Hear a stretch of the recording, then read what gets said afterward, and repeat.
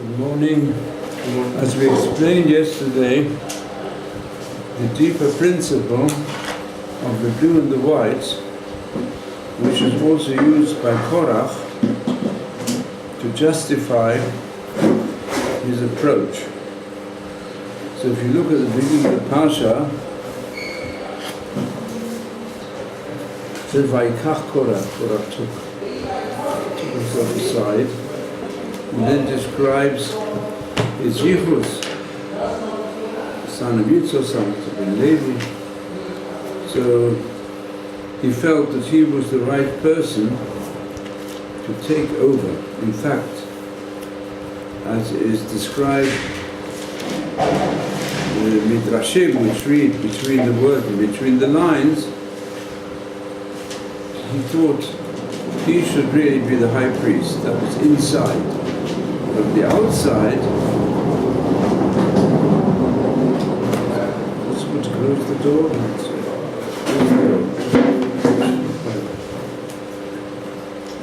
On the outside, he made out, as is the way of demagogues, that he claimed, we might say, for the people of Israel, vox populi, vox Dei. The voice of the people is like the voice of Hashem. So he said, Ki kulam kadoshim, they're all holy. And Hashem is within them. So why do you raise yourself up over the community of Hashem? Now here we find the psychological principle mentioned by the sages, which applies to all of us, to some extent. Some less and some more. Some hide it completely, but it's there underneath. And some you can see it from the expression. That kol aposel v'mum aposel. The person finds faults in others, and he leads that criticism of the faults in others to the highest extreme. So then, frequently, they're really expressing their own blemish. They don't see it themselves, or they can hardly see it, but they see it in everybody else. What was the claim? We know Moshe and Aaron, they were the humblest of people. When they were attacked, they said, who are we? We're nothing. We're just the agents of Hashem. And the greatness of Moshe Rabbeinu was his humility. It says, Anab mikol adam. I mean, he was completely humble. He nullified himself in front of Hashem. But what was the claim? That Matutzit Nasu, why do you, Moshe and Aaron, you choose people from your family to have higher positions? I mean, he felt that he should really be the Nasi, instead of Elitzaphan. He thought he should be the one who should be the prince over the tribe of Levi. And ultimately it meant a criticism of Moshe and Aaron. But that's what it says there, Moshe bar Aaron. Why do you make yourselves great? Everybody's holy. Everybody's equal. We live in a complete democracy. And therefore you've got no right to take over such dictatorial leadership. Sometimes we find this today as well, generally speaking. People who criticize others in an exaggerated fashion, it's usually their own mistake. Now this is expressed in the words of the sages. Since the sages say, Rashi brings it, since Korach became, he was a very clever person. So what made him see his mistake? So the sages say, look in Rashi on verse 7, Rashi says, Mara alishtutzu. What did he see? Eino hitato, his eye led him astray. Now here we have a beautiful interpretation which goes very deep and gives an understanding for many phrases in the Tanakh. What do you mean his eye? and the sages explain his eye caused him to make a mistake because he did see something. What did he see? Did you know? Yeah, his children. Pardon? His children, grandchildren would be, That's right. He saw who was going to be descended from him, which, by the way, includes the Bnei Korach. The Bnei Korach are mentioned more than any other group to have partly composed or be involved in the composition of many of the Tehillim and the Seach Bnei Korach. They're also described, we know that from the Bnei Korach, they were the ones chosen to carry the ark. There was a Bnei Kohat. Bnei Korach was Ben Kohat. And Bnei Kohat had to carry the ark, the holy ark. And the Bnei Korach survived. The Bnei Korach lo metu. It's true that they were swallowed up originally in the earthquake, but they got caught at one ledge in the earthquake. They saw what was happening to Korach and other people. So some of the Bnei Korach said, maybe all of them, they said, we're not going to join in this rebellion. We do teshuvah. So they were saved. And I'm happy they were saved.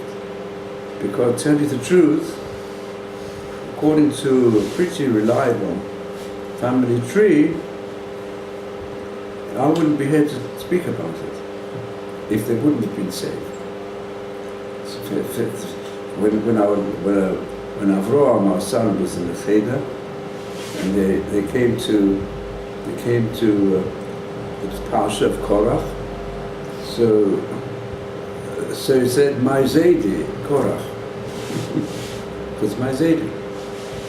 Also, we're the Bnei Korach. Why? Because I'll tell you where it comes from.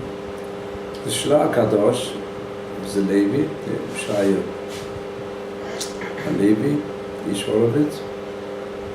He is our ancestor, as we know from certain graveyard inscriptions. Therefore, it's a pretty reliable source that we descended from the Shalom. As a result of which, also we got involved in, when we came here. Of course, we went up to Tiberia to go to the place where he's buried, next to the burial place of the Rambam, and all it said on the Matzeva was Kan Nikba Ba'al Shalom HaKodesh. It doesn't even give its name properly. That's when we came. So we arranged together with the family Horovitz Society, and I had the schus prepare the text for the fuller description of Yeshaya Halevi Horovitz and where he was the Rav, and Sforim and so on. We put it on the Matzeva.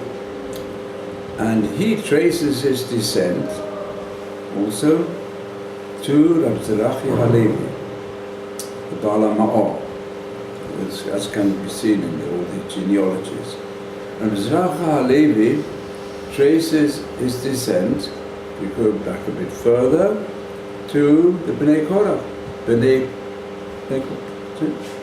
So Haman, go to Haman, who was one of the major sons of the Bnei Korach. It was mentioned also in Dvar as one of the singers. The Leviim were either, as you'll see in the Old City, you'll see Rechov HaMeshorerim or Rechov HaShoarim. This is the street of the singers. Another street is the street of the gatekeepers. My father, Boruch, used to say to us, well, if you can sing well, then maybe you'll become one of the singers. And if you can't sing well, you'll have to just be one of the gatekeepers. So encourage all of us to sing. So also, Baruch Hashem, see some of my sons, and grandsons, are great singers. So now listen to this, it's very deep. Why does it say his eye led him astray? He saw the eye of the chain of saints that would come from him.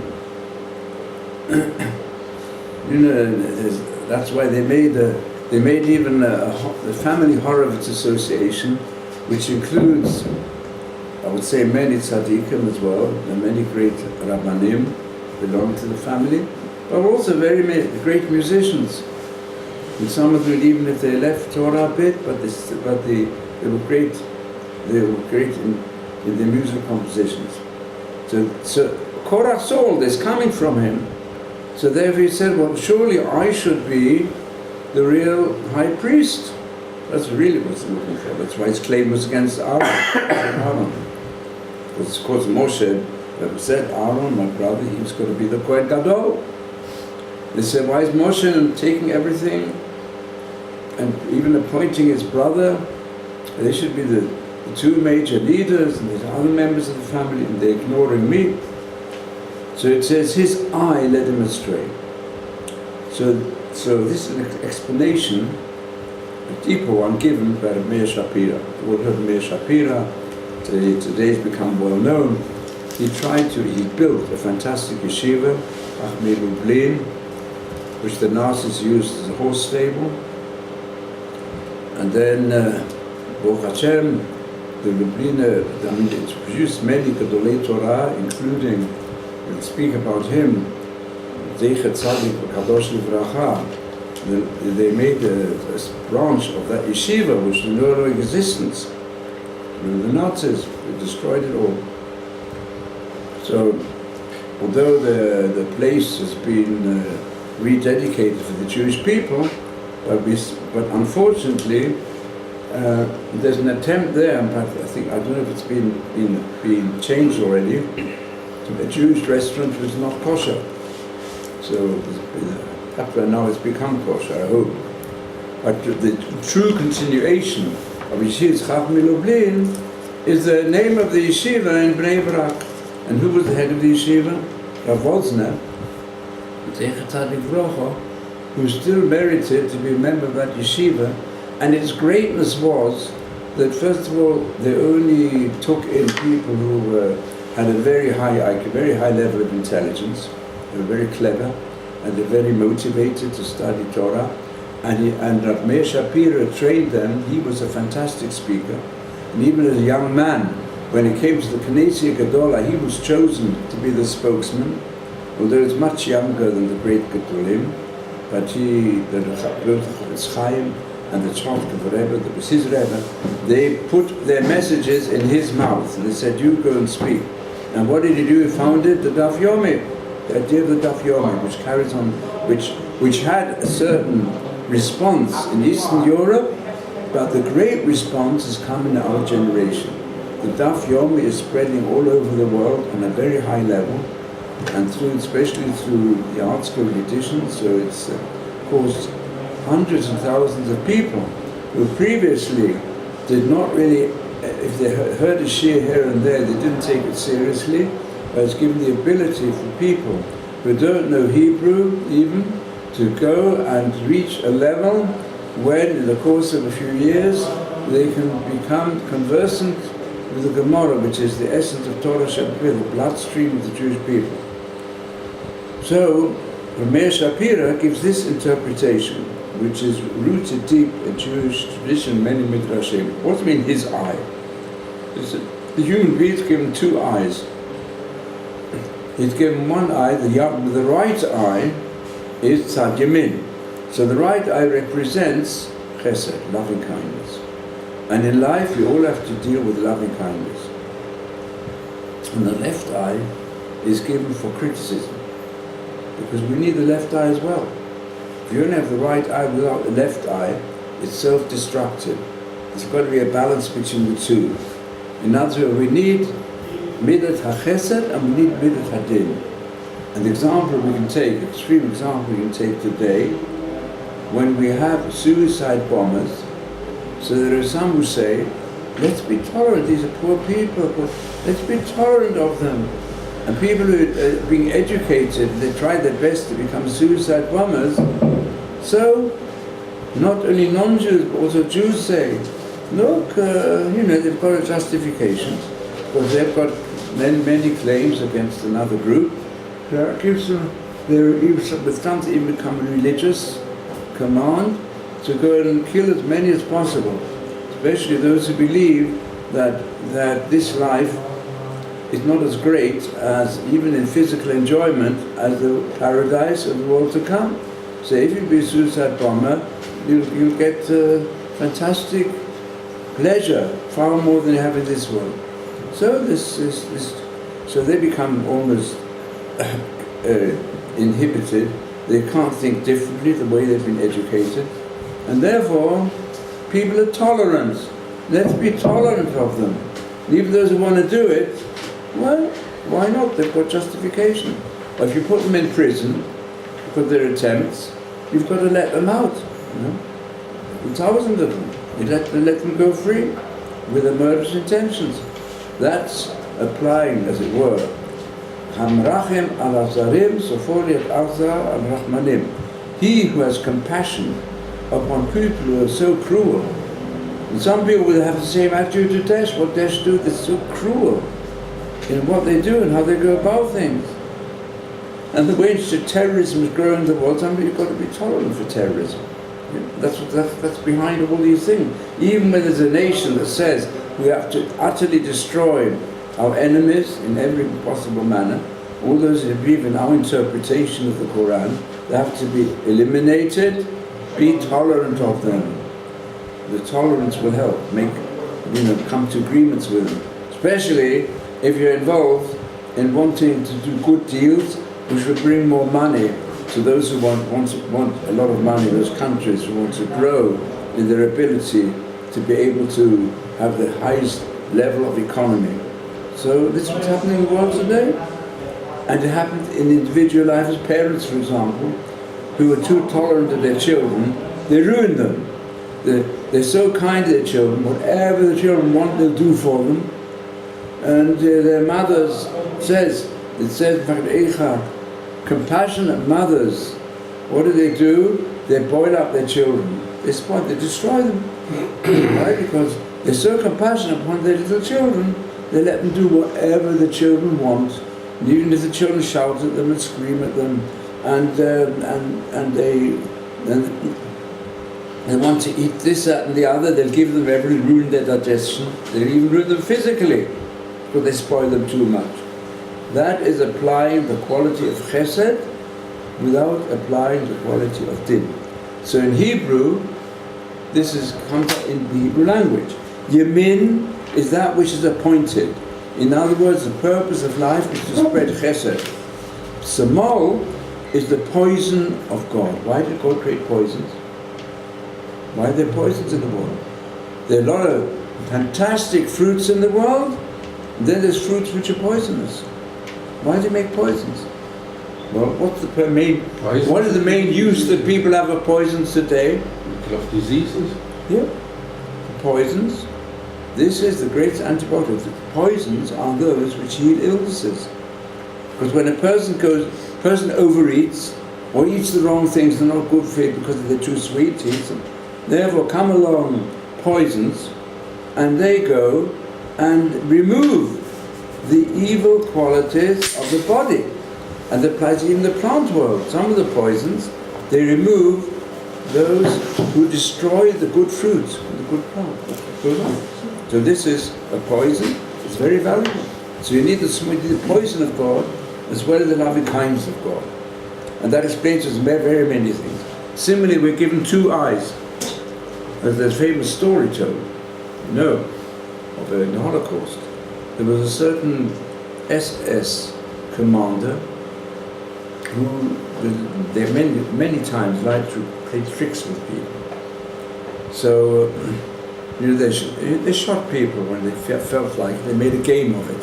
This SS commander, one of his eyes was a natural one, and the other one was an artificial one. And he did like this. He took a Jew and asked him, if you must tell me, because he was proud of his unnatural eye, that it looked exactly like a true eye. And he said, listen, really I should kill you. Yeah?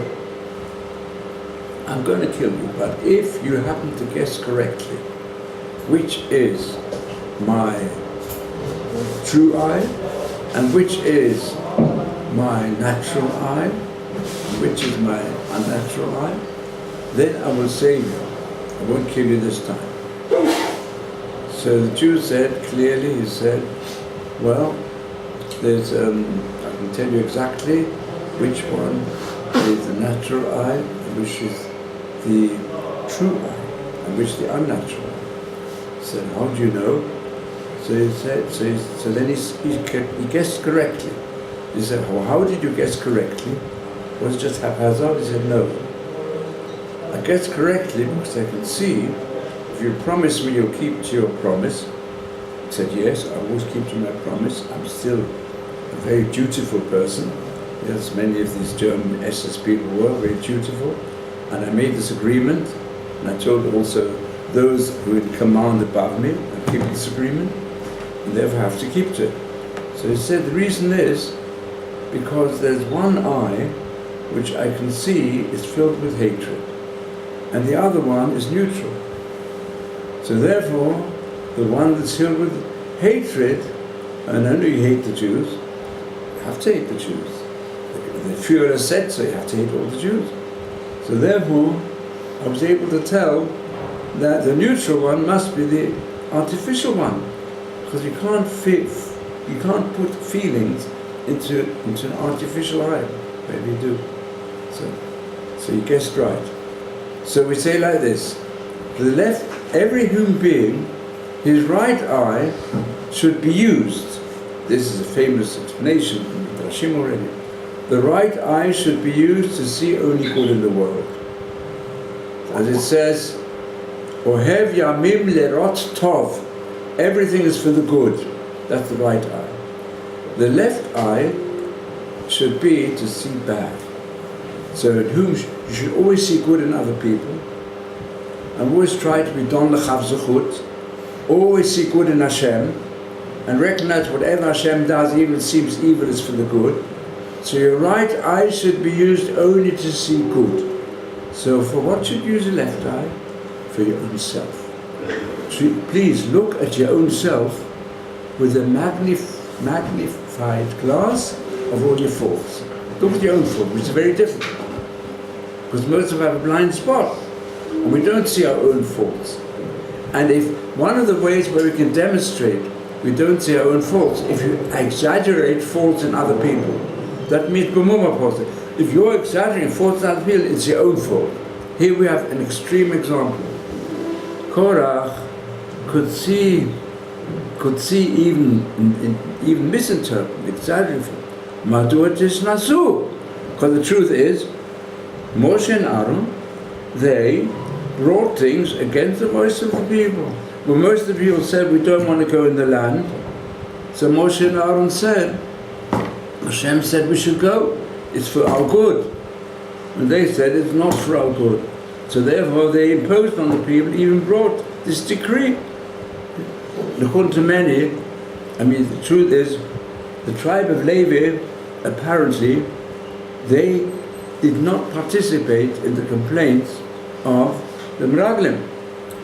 And this whole question, but there's many of the commentators say, a different interpretation, that they were not involved, and therefore, some say when it says that everyone from the age of 20 upwards, he will not be able to enter the land. But if you look at expressions of the verse, mashma like the Rashi also, it doesn't include the Leviim who did not go in the army from 20, when they were not amongst those that were counted. So, but this is the whole problem. Others say many of them were. So it's not so clear whether Korach, whether they were part of the Yotzim Mitzrayim, whether they, in any case, they would have died in the course of the 40 years. It's a bit of a question, unfortunately. But in any case, Korach, instead of seeing his blind spot, his left eye, it's his left eye that led him astray. So he said, instead of using his left eye to see his own faults, he saw it in other people's faults. And that left eye is intended to see one's own lowness. These are the words of Meir Shapira. Instead of that, He saw a whole chain of great Gedolei Torah coming from him. And he said, Efsha Gedula Azot Atida Lamot Mimeni Vani Adom. Rashi says, I should see this great chain of leadership of the Jewish people coming from me, including most of my family, and I should remain silent. So therefore, he spoke out against it. And but Moshe Rabbeinu, it says, what's a Moshe Rabbeinu? Near the end of his life, it says, in fact, it's described on his last day, Lo chahata eino. It doesn't say his eyes, his eye was not weakened. Although he reached this highest level of any human being, that eye that has to see one's low aspect, the left eye, the self-criticism, did not lead him. He remained the most modest person on earth until his last day. So it teaches us the importance of this humility. Now I'll say all this comment, and fit it together with the words of the Rambam, which many people don't even know where it comes from. Even the Beis Yosef, Kesemish, who writes the major classical commentary on the Rambam, says, I don't know his source. And what does the Rambam say? A very deep concept. He says every human being has got free will to become a tzaddik, like whom? Like Moshe Rabbeinu. And to become a wicked person, like whom? Yerovam ben Nevat. No, Yerovam ben Nevat. And I'm really surprised the Beis Yosef doesn't know the origin of this statement, because it's quite simple. But in fact, I haven't seen it develop properly in some of the fortune, but it's obvious. But before let's understand the principle.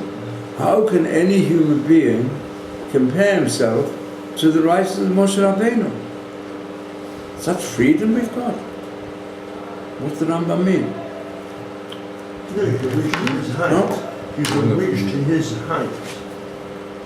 How can any human being reach his height? Well, if you try, you keep on trying and trying and trying, you don't know. Yeah? Well, anyone has another suggestion? Now the usual interpretation, it's given by many, it's expounded a lot in Toras HaChasidus, but it's earlier in many commentaries. They say like this: the Rambam means to say each person in his situation. Moshe Rabbeinu, it says, even when he was born, the whole house was filled with light. And we see from the Chumash that he was, as it were, destined from the beginning to become great. Although he was raised in the house of Paro, but he resisted it. And both from his genetic aspect, from the family, and from the environment. So Moshe Rabbeinu, he merited also to be chosen by Hashem, and then Hashem revealed himself to him in such a manner that this brought him also to recognize he could only continue as the leader if he followed these qualities. So in his situation. So we say every person in life is given certain parents that have an influence on him, ancestry. He's given influence, as they say today, all those who deal with the human being. Person influenced by nurture and nature. Nature is the nature with which he's born, which depend partly on genetics, and also partly on what type of soul Hashem gives him, and what type of mind-body relationship Hashem gives him, and also what is given from his parents. And then nurture, how he's educated, which situation. So every person's got different circumstances. So we say in the circumstance which each person is given, everyone has free choice. Moshe Rabbeinu had free choice. For example, you can understand, he had the free choice to become assimilated to the environment of Paro. But since there was a constant connection, still kept up through Miriam with his people in different ways. So when he grew up, it says, he recognized, he said, I'm here, I'm an adopted son of the daughter of Paro, which is also Hashgacha Pratit. I mean, she herself was religious, and she adopted him in the house of Paro. So it was possible to bring him up in a palace surrounded by corruption and idolatry, and nevertheless, not only his real mother, but his adopting mother also believed in Hashem, and she became, as a boy, like a Yod, or even on the level that existed then, to join the faith of the people of Israel. That's why she nurtured him. But when he grew up a bit, so he became more independent, he went out to his brothers. And then there arose in him, so often comes the situation, a person grows from challenges. So he knew for him it was a big challenge, because he was free to act as an independent person. He had not been a slave. He'd been educated as a prince. So he was a prince and nevertheless belonged to the people of Israel. So he fought against the Egyptian taskmaster, even killed him. He was willing to be courageous, because he recognized Shasam was about to kill the Jew, the Hebrew. And that's why he went through different tests to see, does he concern himself with his self-interest, or is he outgoing? Does he possess the quality of chesed? So he reacted to his environment to become more and more of a saint. And even when there was a challenge, when he had protection in Midian. So he saw one of these girls. They would recognize in him a source of truth. Although he was an Ish Mitzri on the outside, like an Egyptian person, but on the inside, he was a great saint. And so she also followed the way of saintliness, believing in Hashem. So she became like a member of the Hebrew people together. That's why they reared the children. So that's how he came to reach the level to be a shepherd. All these things added up to him also understanding what is the spirit of leadership. So through these various ways, in every step, Moshe took the choice of virtue against temptation to go into vice, of assimilating to the idolatrous and corrupt environment, or following his own path. And he was able to do it. So therefore, in his circumstances, he grew up to become the greatest tzaddik. So everyone in life has got similar circumstances. And therefore, you won't be asked in the future, this is how they put it, why were you not like Moshe Rabbeinu, like the Rambam says? What the Rambam means, you will be asked in the future, your name is, whatever it is, Reuben, Shimon, Levi, Yehuda, whatever your name happens to be. Like even his name Moshe, which is given daughter of Paro, what does it mean? What's the translation of Moshe according to Hebrew? Moshe. To pull out others from physical danger and to pull out others from spiritual danger. That's Moshe. But we in life also have to be like Moshe Rabbeinu. Are you going to follow self-interest and worship yourself? Or idolatry was a projection of the evil self? Or are you going to follow Hashem? It's midas chesed. So each person's got the same type of challenge, and you'll be asked, why did you not, B'zusha, famous word of B'zusha, the same concept, B'zusha. The two brothers, they met up from B'zusha. So B'zusha was a great tzaddik. He used to say, they're not going to ask why you went to Moshe Rabbeinu. Ask why weren't you like B'zusha? Why didn't you fulfill your potential? Your potential to give whatever talents Hashem has given you, to go and destroy worship of the self, and instead put in its place the worship of Hashem, which is worship and following chesed all your life. After chesed defuni. I'll just tell you an episode that happened to me this last Erev Shabbos. I'm very impressed by it. You know the last verse of Mizmor LeDavid, After chesed defuni. loving kindness should pursue me all my life, and then I will sit in the house of Hashem all my life. It's the last verse, Mitzvah Torah. So it's interesting. I met with a very rich supporter of yeshivas, and I spoke to him about our yeshiva. So he says, you know, all the time, I've got so many moisters running after me to help them. And he says, so I told him the story. Have you heard it from me? Not everybody. He says, what are you repeating? The story is, I knew this person called Mr. Goldblum in the East End of London, and he was a great Baal Chesed. He used to help everybody. He was quite a well-to-do businessman. He had a larger house. A part of the house was used for any stranger that in his life is going back 100 years. Many refugees came to England, so they stayed at his house for a few months. Many Mishalochim came from every Moisad all over, rich person, so they could always stay in his house. He used to help them also, establish them. They should be able to make ends meet, to get citizenship and so on. Help them all along. And neglected his business, and of course, neglected his business, he had a lot of debts. People knew he used to be rich, so therefore they relied upon him, and he couldn't pay back. And because he's so busy helping others. And his wife said, listen, I think you have to give up also the idea of having this achnos orchan as part of the house. It's too difficult. Because you're neglecting your family also a bit, and you're neglecting the business, and you're constantly being pursued by everybody. You promise people you're going to help, and then of course you can't help them. Your heart is bigger than your pocket.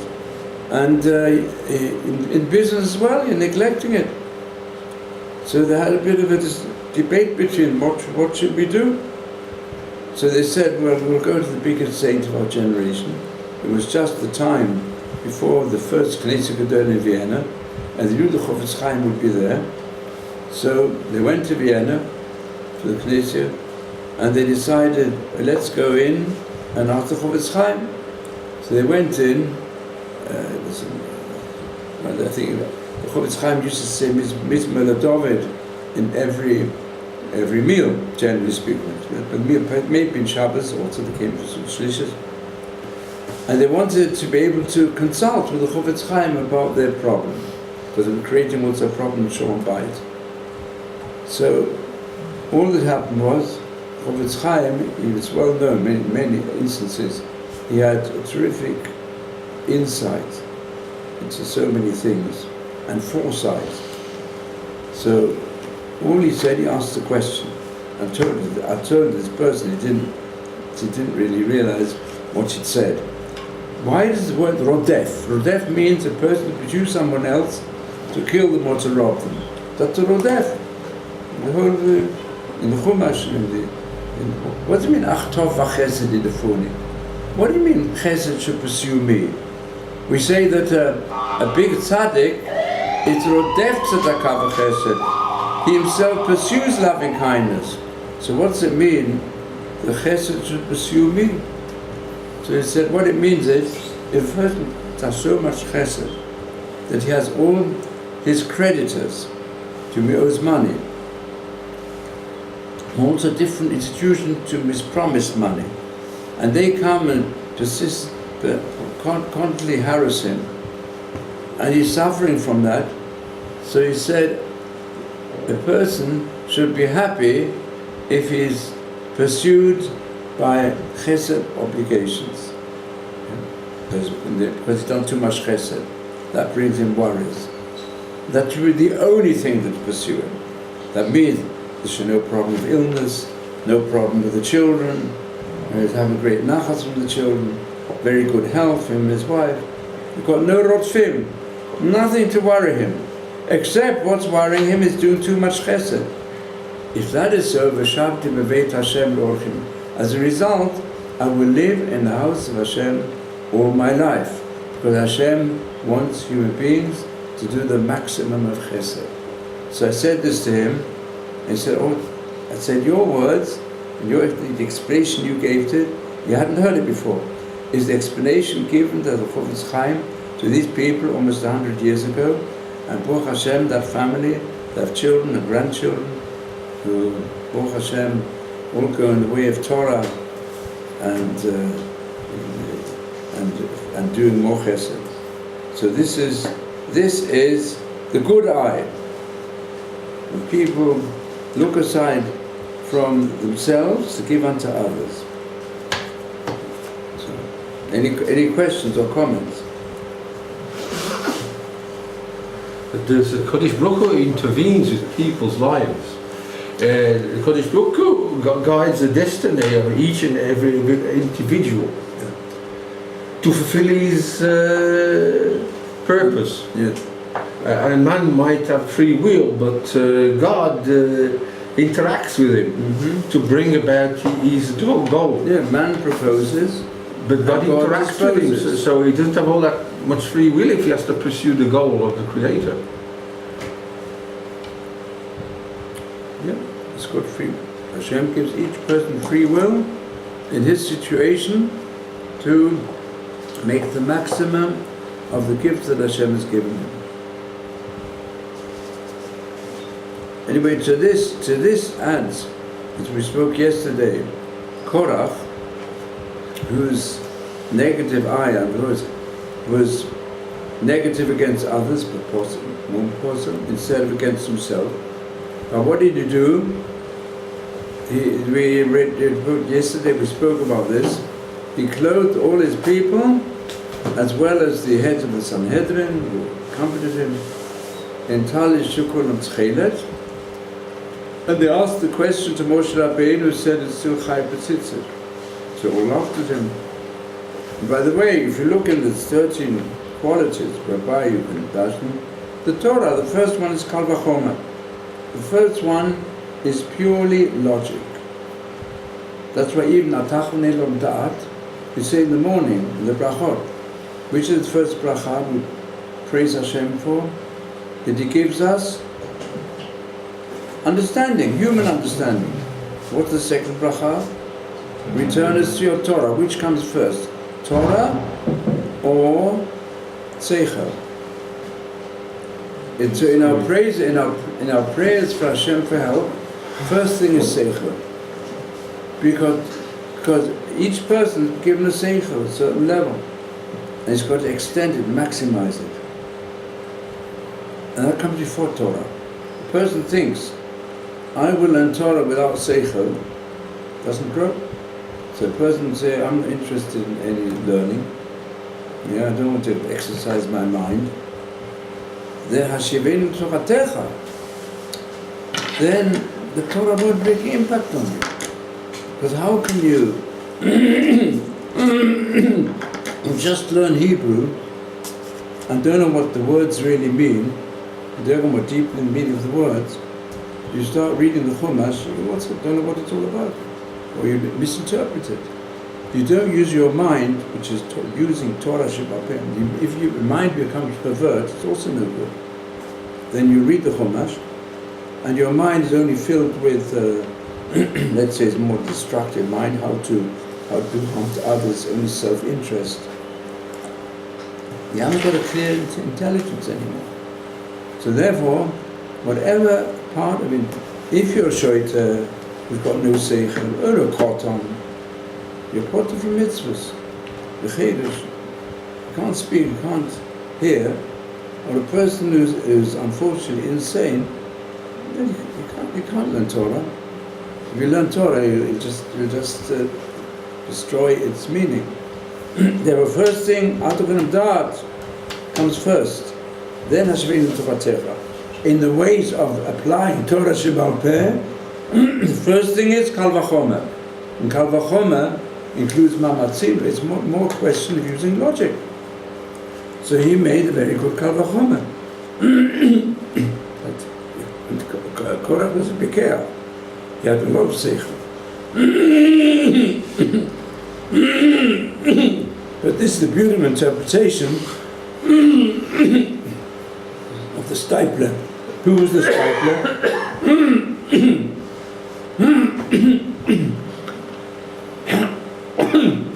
Who was the stipler? Do any of you know? The grandfather of... The father of Chaim Kanievsky, his father. Yes. The brother-in-law of the Chazon Ish. And he was the Gadol of the previous generation, and I didn't have the merit to meet the Chazon Ish, but I had the merit to meet the Stipler quite often. It's quite close to him.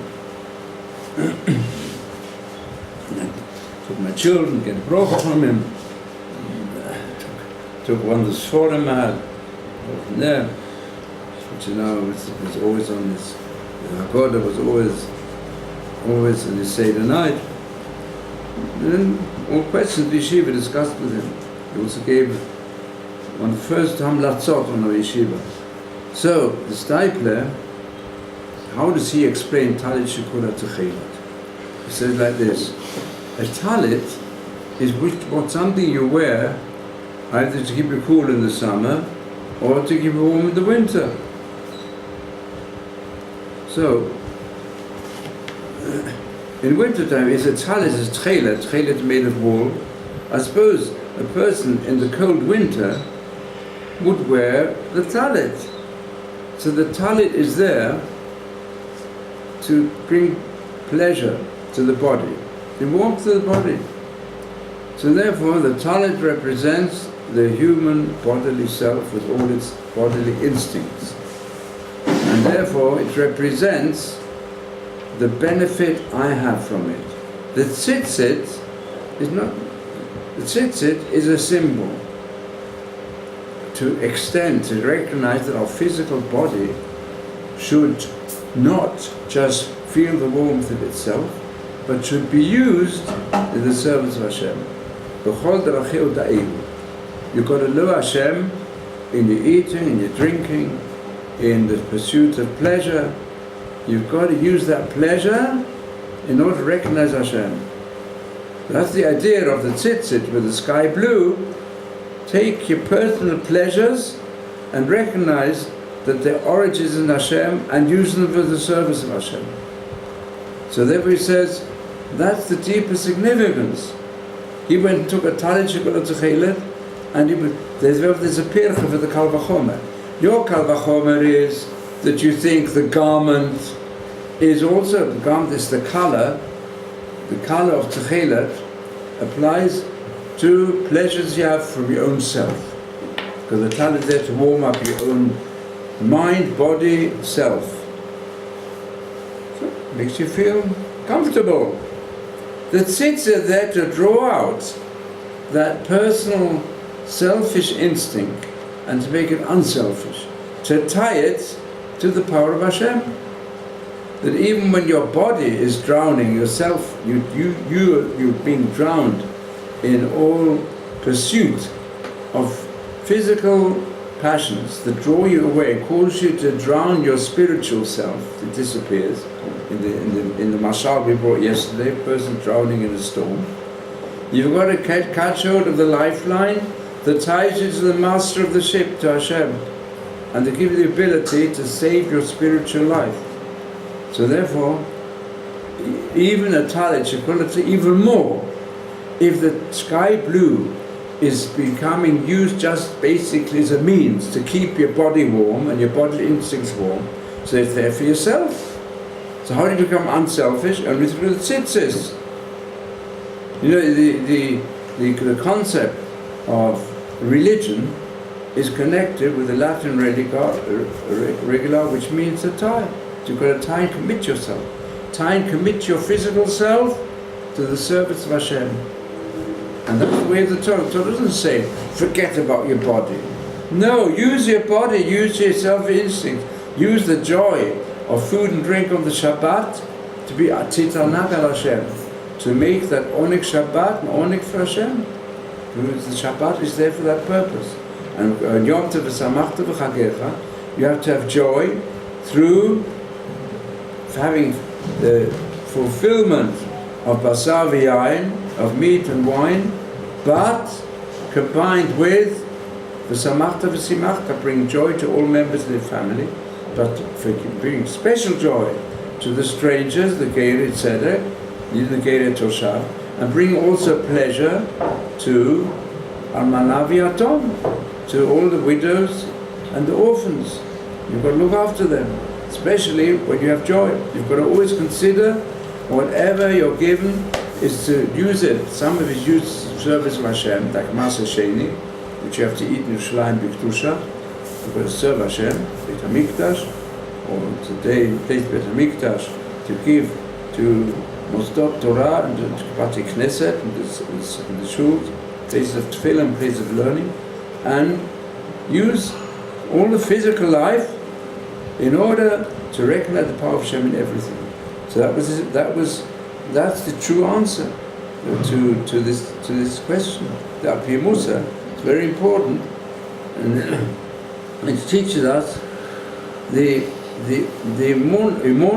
what is the great Musa to learn from here. So he ends. Korach was a Bekeach and a Baal Ruach HaKodesh, but because of his personal bias to himself. And he had a claim that Boruch Hu, he said, did not command him on these mitzvot and made them up by himself. And Avera Goret Avera until it became a Kumit Rasha. So from here we have a big Musa to learn. Each person's got to be careful of his own personal bias, where he's liable to have a blind spot. And he's got to, otherwise he's got to look in the mirror. When you travel in a car, to avoid the blind spot you naturally have to look in the mirror. If you don't look in the mirror, you don't know what's behind you. And similarly speaking, Musa is a mirror where you look at yourself and try and look at yourself objectively, not with those that magnify all your good qualities or that minify all your evil qualities. Like the person wants really to make sure he's got to look handsome. Yeah, he's got certain, like let's say youngsters they've got spots on their faces, so they've got to go and sometimes they notice themselves. They look carefully in the mirror. They say, "Oh, I've got a bit of teenage spots, so I better go to expert to remove them." You can't always see them yourself. You look carefully in the mirror. So also, if you're driving throughout life, you have a blind spot. You've got to look in the mirror. That means also that's the concept. Some say, "Ma'im ponim ponim, kein lev ish l're'ehu." You can't always see the mirror in the mirror yourself. It's like it says, Shlomo HaMelech. It's the biggest Musa Sefer in the world. It's the book of Proverbs. So it says there that the heart of one person to his other, the mind of one person to the other, is like looking at your face in the mirror. Looking at face in the waters where you can see your own face. The person can't see his own face so easily. How does he see also his inward fault? He's got to have a chava, who criticize you. Because in somebody else, you can see somebody else's fault. That's easy. So your own fault's difficult. So get a chava to that extent that he can see your fault. And Rabbeinu Yonah says, Knei l'chachova is one of the essences of Shalom Bayit. You have a wife, the wife is Ezek Anekdo. A wife is there to criticize the husband the wife, where no one from outside will criticize. And so the best marriage is the marriage where there's an openness to take a partner, not only as far as everything in marriage is concerned, but also development of being able to look aside from self-interest and to be able to see one's blind spot. If you see your half-self in your partner, whether wife or husband, and you approach one another with constant mutual criticism and you're thankful for it, that's the best way you can grow. So it's good if a person's got a wife who is big critic. The same applies, the wife is lucky if a husband is the biggest critic. The criticism is given purposely. And in yeshiva also, when you don't have that possibility, make up a chavrusa, It's good to make a chavrusa in learning, even where they make mistakes all the time, because each one's got his own type of mind, and therefore one can correct the mistakes of the other. But also, even in learning Musa, take a chavrusa for Musa or make a vat of Musa, where the idea is, let's be open about our faults, and we should be open to mutual criticism to grow in character.